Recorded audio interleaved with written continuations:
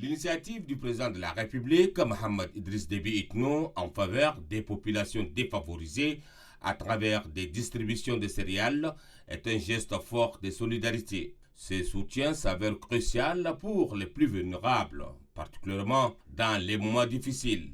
Comme le dit l'adage, c'est dans les moments difficiles qu'on reconnaît ses vrais amis. Cette démarche du président de la République montre un engagement envers le bien-être de la population, surtout dans un contexte où beaucoup sont confrontés à des défis économiques et sociaux majeurs. Ces actions de générosité renforcent le lien de confiance et de proximité entre le gouvernement et ses citoyens. Les inondations qui ont touché les pays du Sahel ne sont pas un phénomène nouveau. Une grande partie de la population sahélienne a été affectée et se retrouve sans abri.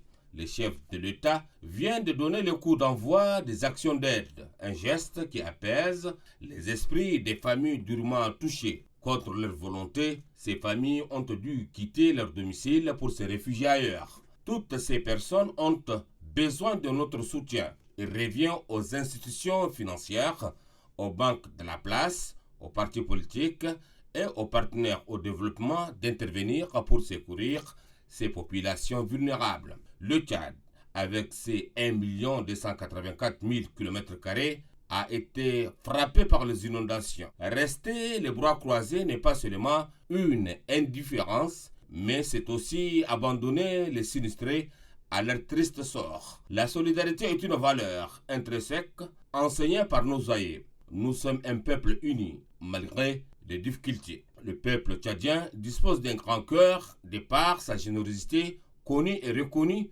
depuis fort longtemps. C'est dans ces moments de preuve que nous devons réaffirmer notre volonté, notre unité et notre esprit de fraternité. L'acte posé par le président de la République, chef de l'État, Mohamed Idriss Déby Itno, doit être poursuivi car les victimes de ces inondations ont besoin de nous et de notre assistance.